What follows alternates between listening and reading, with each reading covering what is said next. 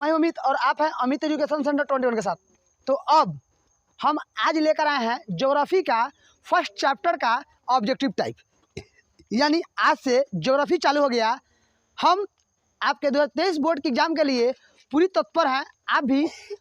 आप इस तैयारी के लिए है ना आगे आएँ और अपनी तैयारी जोर शोर से करें।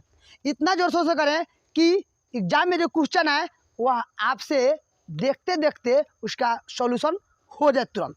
तो वैसे हम शुरू कर दिए हैं। आज से क्लास 10th का यह ज्योग्राफी ऑब्जेक्टिव टाइप क्वेश्चन होगा, जो पर डे इसी समय आपको यह क्वेश्चन मिलेगा। और यह क्वेश्चन आपके लिए भी यही होगा, क्योंकि यह जितने भी सारे क्वेश्चन है, इस क्वेश्चन में से एक या दो क्वेश्चन ऐसे हैं जो पिछले परीक्षा में पूछे गए हैं। तो चलिए दोस्तों, हम शुरू करते हैं आपके चैप्टर को।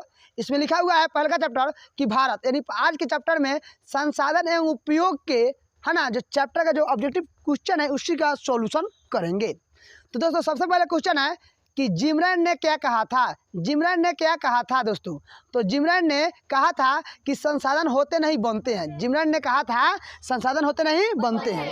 आपसे परीक्षा में पूछ देगा कि जिमरन ने क्या कहा था, तो कहिएगा संसाधन होते नहीं बनते हैं, ऑप्शन ए। या परीक्षा में ऐसे पूछ देगा कि किसने कहा था संसाधन होते नहीं बनते हैं, तो जिमरन ने। किसने कहा था? जिमरन ने।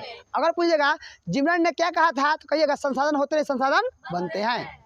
आगे चलते हैं। कह रहा है कि उत्पत्ति के आधार पर संसाधन के कितने प्रकार होते हैं दोस्तों? तो दोस्तों उत्पत्ति के आधार पर संसाधन के दो प्रकार होते हैं, एगो जैव है ना, एगो अजैव। जैव में वे संसाधन आते हैं, जैव में वे संसाधन आते हैं जिसमें प्राण होते हैं, जो सजीव होते हैं वे जैव संसाधन में आते हैं। जिसमें प्राण नहीं होते हैं वो कथी में आते हैं? अजैव में आते हैं। कोई दिक्कत? तो उत्पत्ति के आधार पर संसाधन कितने प्रकार होते हैं? दो, है ना। ऑप्शन नंबर इसका एक, option number A right answer. अगला दोस्तों है ऑप्शन, है ना। अगला क्वेश्चन है कि पशुधन कैसा संसाधन है? पशुधन, तो दोस्तों ये जो पशुधन दिख रहा है ये बोलिए इसमें प्राण है कि नहीं है? पशुधन का मतलब पशु मतलब पशुधन मतलब संपत्ति, यानी जिसमें प्राण है। तो बोलिए पशु में प्राण है कि नहीं है? तो ये जैव संसाधन अजैव संसाधन होगा? जैव। तो जिसमें प्राण हो उसे जैव संसाधन, यानी option A, option A, sorry B, option B जैव संसाधन।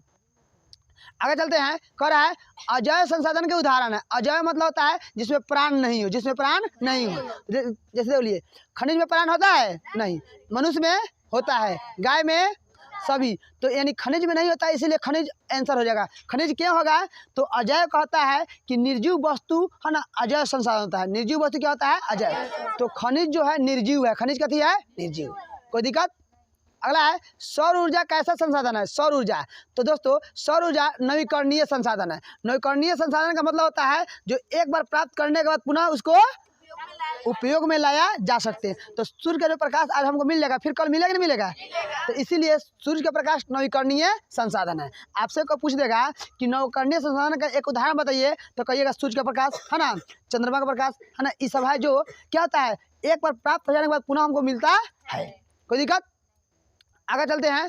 कह रहा है सामुदायिक संसाधन के उदाहरण। सामुदायिक मतलब होता है जिसके मालिक सभी लोग हों, जिसके मालिक हम भी हैं सरकार भी है, यानी जिसके मालिक जनता भी हो सरकार भी हो उसको सामुदायिक संसाधन कहते हैं। क्या कहते हैं? सामुदायिक।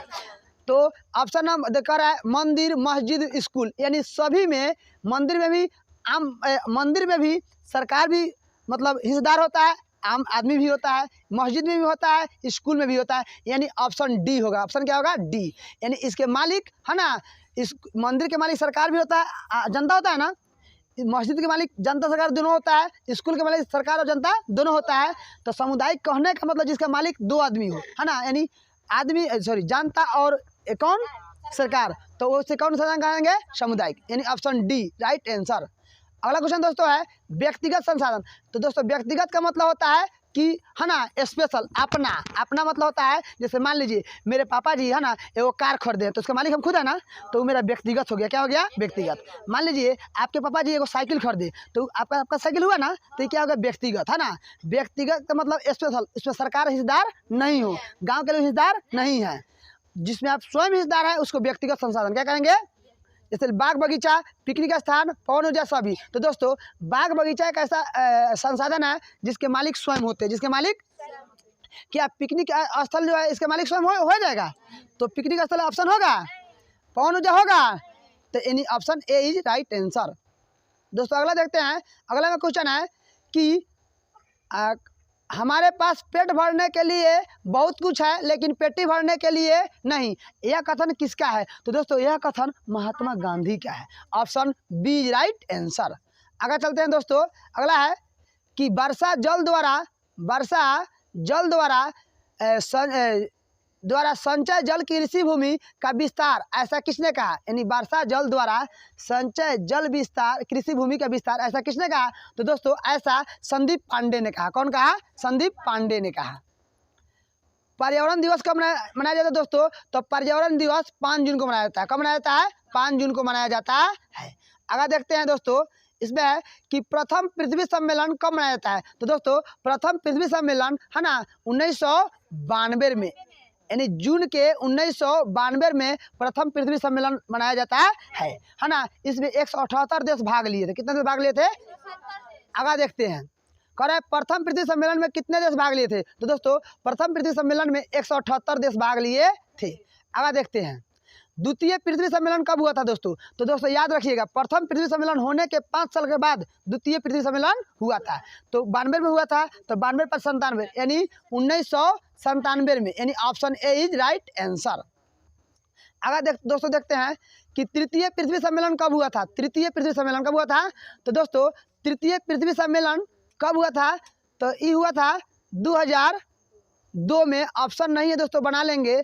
यह हुआ था, ये गलती 2002 में हुआ था। 2002 में तृतीय पृथ्वी सम्मेलन कब हुआ? 2002 में।